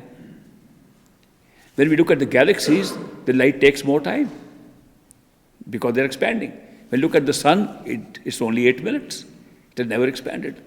People are observing these galaxies now and getting a PhD if they observe 1,000 collisions or something. There's a new kind of a syllabus now. If you are able to see that all these other things are expanding, what about the sun and our solar system? The light is still the same. We have not moved at all. If we have not moved from the sun, how are we moving in the hall? Nothing is expanding here. The whole system of this universe where we are sitting is not expanding, and everything around is expanding. What is protecting us from expansion? New theory has come up, called the membrane theory. There's a membrane around us that prevents us from expanding. There are membranes around certain clusters of galaxies. There are membranes, new theory. These are all new fascinating theories coming up, but they defy all old physics theory, including Einsteinian theories. So it looks like in the next 10 years, you will find completely new descriptions coming up of the functioning of the universe and its origin. Even the origin currently believed as coming from a Big Bang about 14.5 billion years ago, measured in current time of this universe. 14.5 billion years ago, a Big Bang took place. And what was created? According to this theory and Einsteinian belief, not only space was created, time was created with it, time being an ordinate of space. That there was no time existing prior to the Big Bang. No space existed. Now our mind says, where did it take place? Where did the Big Bang take place if there was no space and no time? And how could it take place? Original theoretical model was it took place everywhere because there was no space, no time. Whatever that spot was must be everywhere today. So the Big Bang took place everywhere, here, there, everywhere. Makes no sense at all. So now the latest thinking is, no, there must have been a Big Bang before that in order to create the space for our Big Bang. Therefore, there have to be multiple Big Bangs, which means there must be multiple black holes creating Big Bangs. And by now, they've already found 2 black holes in our own galaxy. And they believe there may be 16,000 black holes in the observed galaxies today. So there are 16,000 sources of universes being created on the physical, empirical place. So these physical sciences that we talk of, they match.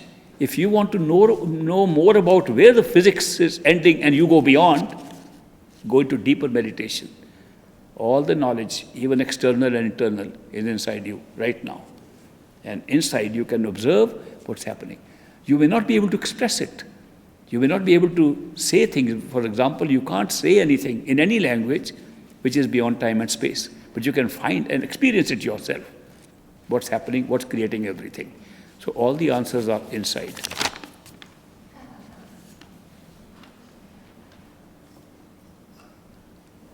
Mind has been given to serve the soul. You said it many times. You said mind always talks and soul always listens. But sometimes we listen to our instinct. We do not know where that prompting came from. Would you say soul talking to us? If so, then is it a contradiction played out in state of reality or reference? There's a distinction between speaking, listening, and instinct and intuition and reason. These are different terms. Instinct is built into our living system and is not operated by us. It's an automatic system. It's autonomous. Just like the heartbeat of the physical body is autonomous. We don't say, heart, please beat, and then it should beat. It beats autonomously. It's programmed to beat. Instincts are all programmed in advance. There is no control, personal control over instincts. Instinctive reactions take place on the built-in program, how to react to different situations.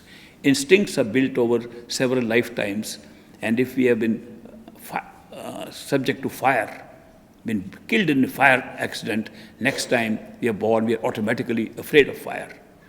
From childhood, they'll be afraid of fire. If a child gets experience with fire, he'll be afraid of fire This is an instinct being built into us, and instinctively we do those things. There is no participation of the will in instinctive reactions. Then we come to reason and the thinking and reasoning, which involves speech of some kind. It can be picturesque, it can be verbal, it can be in languages, it can be in concepts. That speech is always made by the mind. The mind always speaks. When we want to say something to somebody, we have to use our mind to say that. The speaker in us installed is the mind. If we want to think about something, we use the mind. All words, all speeches are created through the mind, not otherwise. The soul never speaks. The soul only listens. When the soul wants to listen to somebody, it uses the mind to speak, and you speak back, the soul listens. The soul can listen to its own mind. The soul can listen to anything that comes. The soul can listen to music. Soul can listen to noise, can differentiate between noise and music, and can function only as a listening device. Speaking is not necessary. That is why they say the eloquence of silence is the greatest eloquence for the soul. Longinus said this, a Greek philosopher, long ago. He said, people think silence means nothing. No, he said the eloquence of silence affects the soul more than anything else. A holy man came and gave a discourse the other day, Tariq and I attended, and he said, the observation of silence inside you has a lot to do with spiritual progress. So therefore, the silence does not mean, it only means that we are ignoring the mind. The mind speaks always. It's not when we direct the mind that it should speak, it's constantly speaking, which means we are constantly thinking. We never stop thinking. I remember telling some of you earlier, and I can repeat it, there was a guy in Cambridge, at Harvard University, we were both students, and he called me one day. He was a great meditator and trying to understand metaphysics. He studied philosophy and metaphysics. He called me one day and he said, I have found a way to stop thinking. A certain yogic asana provides me, I put my body in a certain form and I hold my head and I can stop thinking. I said, that's amazing. I've never been able to stop my thinking. How does this guy do it? I said, can you come over to my apartment and demonstrate it? He came over, which used to be often that a lot of people used to want to talk to me, and I always asked them, come and demonstrate it. So he was one of those guys. And I said, how long can you stop thinking? He says, maybe half an hour. It depends on how long I hold my sadhana and hold my postures. I said, can you stop thinking for 1 minute, 60 seconds? If you can do it for 1 minute, I'll believe you can do it forever. Just do it for 1 minute while you're sitting with me. And you can put up your asanas and he put his legs up and down and folded them made crooked design of his body and put his head like this. And he was ready. So I told him that you will stop thinking when I give you a clap, because we have to measure 60 seconds of non-thinking state. I was curious to know what happens to consciousness when a person is not thinking. I can understand he's going into another thought stream and going into dreamland or somewhere else or astral plane, but a person sitting in a physical body, in a physical knowledge and physical awareness here, he says he just doesn't stop thinking. What happens? That's a very big input for spiritual knowledge. So I said, I'll give a clap like this and you stop thinking. I'll keep my eye on my stopwatch. After 60 seconds, I'll give another clap and you start thinking. Then we will review from your own memory what happened during those 60 seconds. It will be very useful for me and for thousands of seekers around the world. So he sat down after that position. So I gave a first clap. I was watching my watch. After 60 seconds, I gave a second clap. I said, you can start thinking. Now tell me what happened. He said, Nothing. When you gave the first clap, I stopped thinking. And when you gave the second clap, I started again. I said, when I gave the first clap, what made you know that you have to stop thinking? You have to know this is the time to do it because he's given a clap. Please don't make up an answer. Remember, recall what actually happened. And he recalled. He says, I do remember that when you clapped, I said, this is the time to stop thinking. I said, that's a thought. It intruded into those 60 seconds. He said, but that was only 2 or 3 seconds. I said, all right, exclude those 2 or 3 seconds. Now the experiment is only 57 seconds left. How did you know when you stop thinking that when I clap again, you will restart thinking? You must have programmed it, otherwise you would never hear my clap. How did you know? Remember it, what actually happened? And he thought, yeah, I remember now.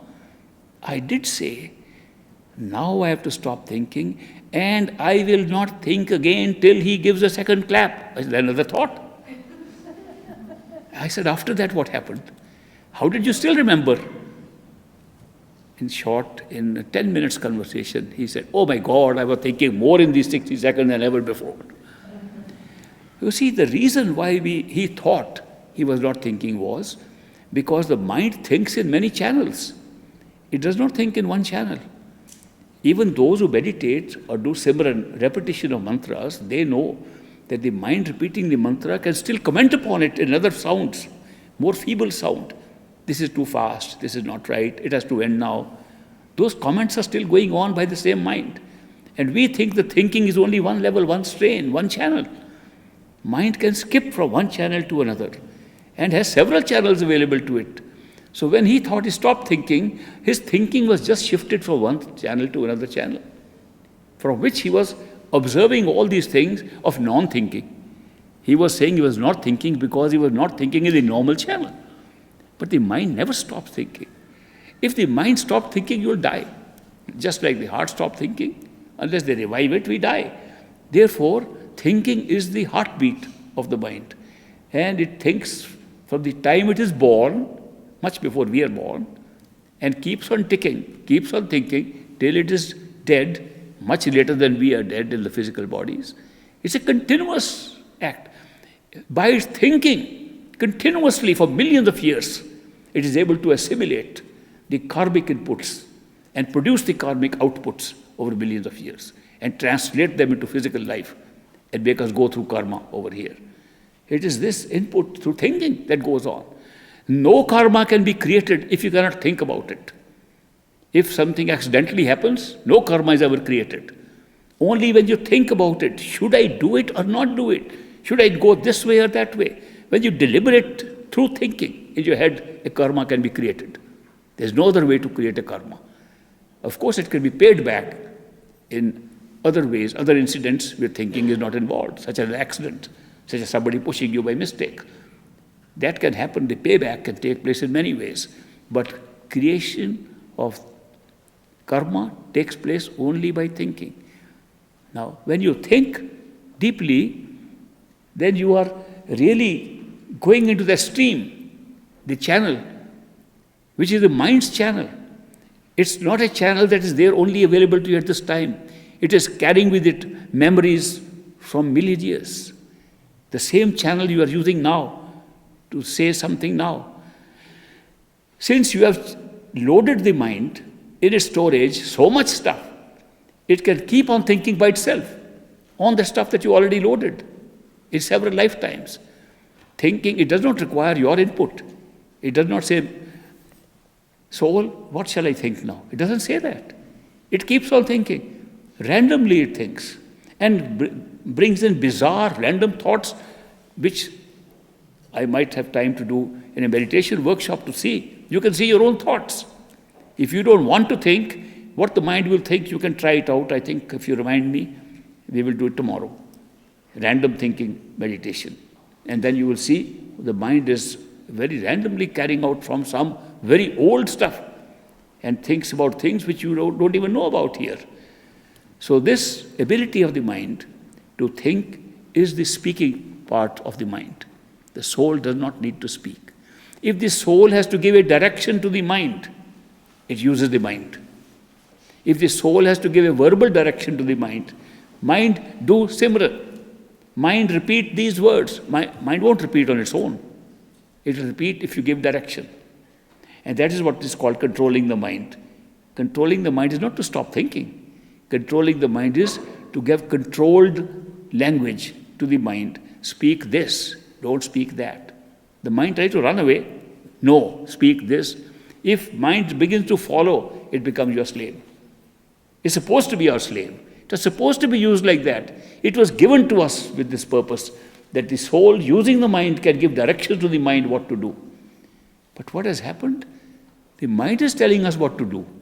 Having so identified ourselves with the mind, we don't see the soul and mind difference, which we should be able to see in meditation, that the mind is independently working like a machine, like a computer. It's a computer. The input is creating the output. And we are storing things in the mind, and the mind is just repeating what we store. So we are using the mind, but right now, the problem is we are allowing the mind to use us. We have given charge of our life to a computer. A program in the computer is telling us what to do, and we are blindly following it. We become slave of a computer, slave of our mind. The reverse is actually supposed to happen, and it can be done. If you can observe your mind in meditation and learn how to give directions to it through the mind, through speech, which I will explain to you, and we will do it, then you will be able to control the mind, and it will function as your slave and do what you want it to do, what the soul wanted to do, not what the mind wants to do. So that's why the speaking of the mind is an instrument that we have obtained. And the soul still listens, mind. But then there are two other functions which have been brought up in this question. Instinct is programmed is a autonomous function of consciousness. It is not something that goes either mind, soul, or something. It's built previously. When we are born, we put the instincts in place in order to have a life. But reasoning and logic are generated by the mind. The mind wants to reason, apply logic to understand, to make sense. That's a great function of the mind, to make sense of things. That is why masters have to use language, have to use expressions to satisfy this part of the mind. Yes, it makes sense. I am going to try meditation. If they don't use this method, the mind will not even agree to start meditation. The first step a master's work is not to teach the soul anything. No perfect living masters come to teach the soul anything. The soul does not need any teaching. The soul is yearning to go back home. Every soul. It's the mind that needs the teaching. It's the mind that's coming in the way. So master direction is to the mind and says, okay, I will use your method. Your method is, I want to apply logic. It should make sense what you are saying. If it doesn't make sense to my mind, why should I try it? So the first attempt is to make the mind reason out and apply logic and say, yeah, this makes sense to me. Of course, the mind is so volatile that one thing he says is nonsense today, the next day it can make sense. So mind is not very steady about these conclusions it makes. The reason for that is it only employs logic. Those who have studied philosophy and logic and physics of logic and philosophy, they know that logic is of two kinds: deductive logic and inductive logic. In deductive logic, we deduce something from what has been given to us. The material given to us, the data given to us contains something within it, and we can deduce from the data, this is contained in that. A good example would be, this wall is white on my side, and that's part of the wall, therefore it's white. That deductive knowledge. Deductive knowledge gives us a repetition of the portion of data that we know and does not include any new data at all. No deductive logic has ever added to any new information to us. It only deduces what's available as data. Then there's inductive logic. The inductive logic says this wall, white, and other side is wall, must be white also. In inductive logic, there's a might be. There is what is called the principle of uncertainty of inductive logic. By the way, this principle of uncertainty is not only in logic, it's also in science, in physics. The principle of uncertainty where the electron is. They're still accepted in physics as a principle of uncertainty. The same principle of uncertainty applies to logic, inductive logic. So you can't be sure. Inductive logic leaves you with doubt. Deductive logic doesn't give you anything new. That's the limitation of the mind and trying to make sense of things. Think over it. What a limited scope it has to make sense. Then what makes sense eventually? If the mind is so limited, what makes sense? Another function. That's not mental. Now that's a spiritual function, directly from the soul. It's called intuition. Intuition is a spiritual function. It's not a mental function. The intuition arises from our spirit, from the soul, and absorbs something all at once, without taking time, without relating to space, and comes all of a sudden as sudden information or knowledge or a conviction. It's like gut feeling. When you have a gut feeling, the mind is saying, no, this can't happen. Gut feeling says it will happen. Where's the gut feeling coming from? That's intuitive knowledge. The gut feeling, the feeling without time and space, the feeling that suddenly comes, is intuition. Mind operates in time and space. Every thought requires time. Intuition does not require any time. It comes suddenly. When we comment upon it with the mind, that takes time. We comment upon how this information suddenly came to us, that takes time. Intuition does not. Therefore, the mind is performing its own function. Reasoning, logic, absorbing senses, interpreting senses in language, making it visible to us, making the universe visible to us, performing these functions. The spirit is performing other functions. Not only intuition, is performing another more profound function, the function of experiencing love. Love is not experienced by the mind. Love is experienced by the soul, directly. Love has no role in mental activity. You can't, by thinking, create love. Love comes from the soul. You can destroy it by thinking about it too much and make it a mental thing. Then it doesn't last. Love is a spiritual experience at all times. Similarly, bliss, joy, beauty, being uplifted is a spiritual experience. These are belonging to the soul. The functions are different. The functions of soul and mind are different.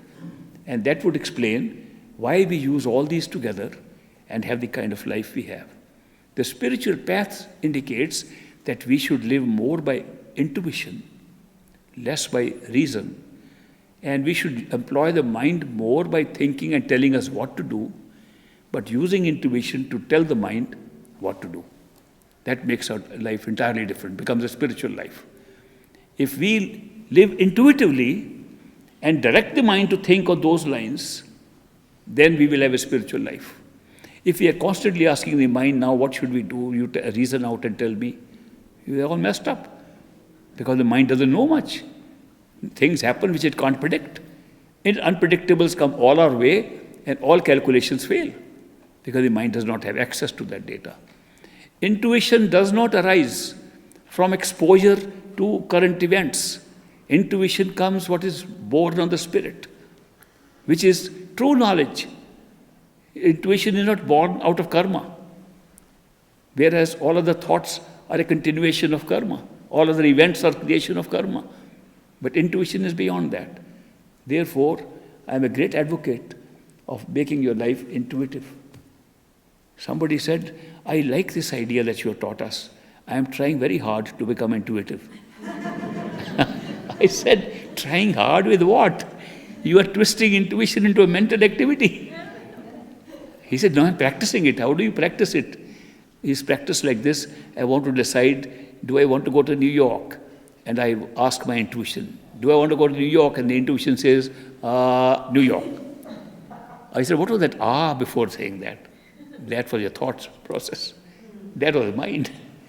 Intuition doesn't take time like that. It just comes. And there's no way to train it. The only way to train it is to lead a spiritual life. Those who have come on the spiritual path, have you noticed that their intuition grows automatically? That they have more intuitive feelings and knowledge than ever before? There's another good evidence how intuition works. Intuition works to reflect the outside world. That means, supposing you have an intuitive feeling, I want to go this way, and you're driving your car, and there's an ad on the road, it says, go this way. It's an ad to tell where to go to a casino. It has nothing to do with your decision. But the word this way are the identical ones which came to you intuitively inside. That's a confirmation. How did that come? How did the coincidence take place? So coincidences are a great match to intuition. When you have an intuitive feeling and a coincidence supports it, be sure it's intuition and not the mind functioning. So therefore the whole world alters because coincidences begin to increase in a spiritual seeker's life. Coincidences and intuition both go apace at the same time. So there are a lot of ways to make use of these. That's it. I'm sorry, this is a long answer. It's a long question too.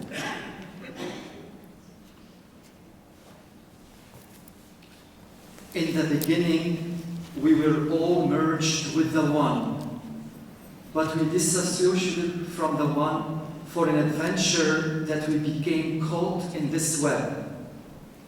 But some of us who are seekers can go home. What will become of the other souls? Do we have any responsibility towards them, or do we just selfishly follow our way back home, which in itself is no small task? Or if we do help others, does it count in any way?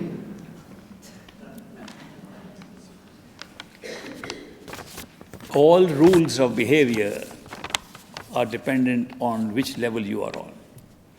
When you are at the physical level, you have responsibility. You have responsibility to follow laws, otherwise face the consequences, go to prison.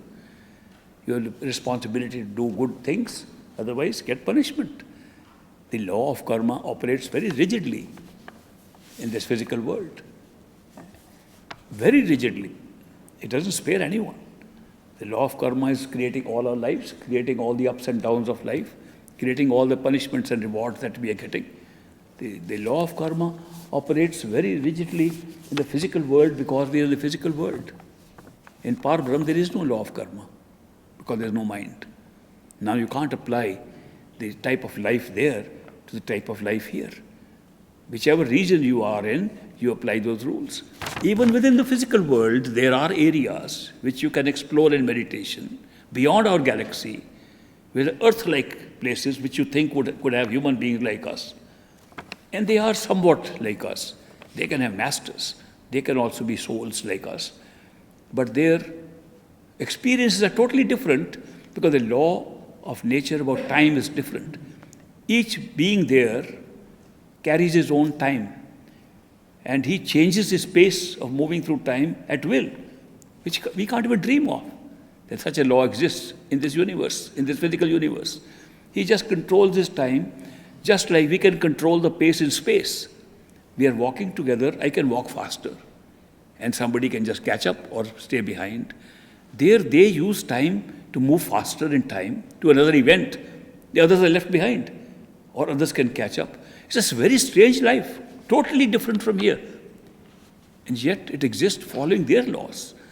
So the laws of the universes are created to create the type of adventure with all its details, all minute details, to the maximum, biggest, largest details, are all built into a particular universe which we are experiencing as an adventure. So when we come to adventure land, we are governed by the laws of nature of that adventure land, and they are different. Many people find contradictions in spiritual books because those descriptions are of two different levels. And we believe that they must be the same kind of thing, so there's a contradiction. I have a great master's book in which he writes that you must work hard. Regular meditation is very necessary. Put in your best effort that you can. At least 2.5 hours you should regularly do it. Another party says, meditation can do nothing. It's the grace of the Master that does everything. And unless you get grace, you will get nothing. A third party says, meditation and grace are external things. The real thing is love and devotion. All contradictions in the same book by the same author, because he's talking of different levels of experiences. So that is why we don't realize that these differences arise because the laws are different. In this physical law, yes, we are supposed to help others, accept responsibilities, stay according to the laws of the country in which you are, help everybody, share your knowledge, share your things with others as much as you can. Of course, share your knowledge if you have it. And don't try to say, I've got an empty cup, I'm going to share what is in it. Don't share emptiness. If you want to share spiritual knowledge, fill up your cup. And when the cup is overflowing, share it with others. But when you have nothing, supposing you have a few drops of knowledge, spiritual knowledge in your cup, I want to share with everybody. You throw the cup, few drops away, nobody benefits, even you lose what you have. That's why you share what you can afford to share. You share the surplus that you have. And sharing is a good thing. You should help people in this physical universe as much as you can. And that's according to the law of this universe. When you go to other universes, you'll find there is no other. Who are you going to serve? Who are you going to benefit? You go elsewhere and find we are all merged. We are all one. Who are you going to serve? You can only serve with the illusion that we are separate. Secondly, when we say that we were all merged and we came out, that's not true. We can't be merged. If you say, here's my cup of water, can I say these are 1 million drops merged with the water? I don't see that. I see the water. If I take million drops out, they become million drops. Then I can put them together, then they can merge. They can't merge to start with. Merger is not a pre-dictated activity that's already taken place. Merger takes place when we have the illusion of being separated. And when merger takes place, we don't feel we merged. We feel we were never separated. When we go back home, we don't feel, oh, thank God, we are back home. We had a long journey to come back. You say, wow, what a journey we created in our own consciousness. Wow, what a strange set of experiences we created within ourselves. We get awareness of who we are. It's not merging as such.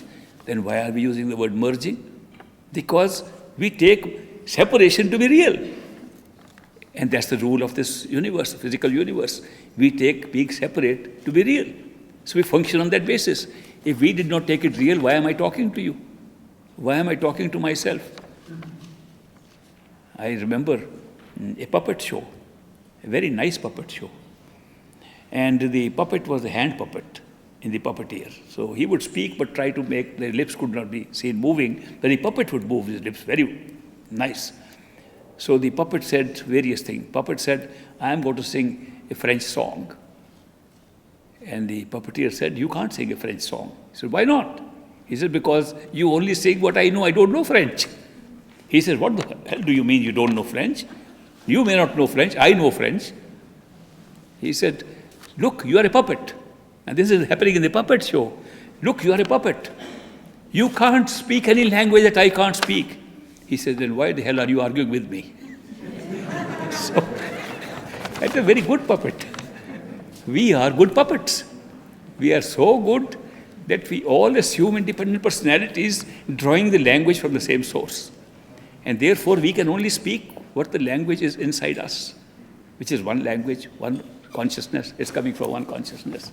So that's why when we want to serve people, we should serve people as best as we can. I am serving people. I am serving my master. My master said, serve these people. I come up here as a servant. I don't claim to be a master. I ascribe all things that happen to great master. I've never said I am a master. I've said great master's power works and does everything. You see me as such because you haven't seen him. That's the only difference. So therefore, this service is good. And serve people as best as you can. Thank you very much. We'll have a break now. We'll reassemble in the afternoon for meditation.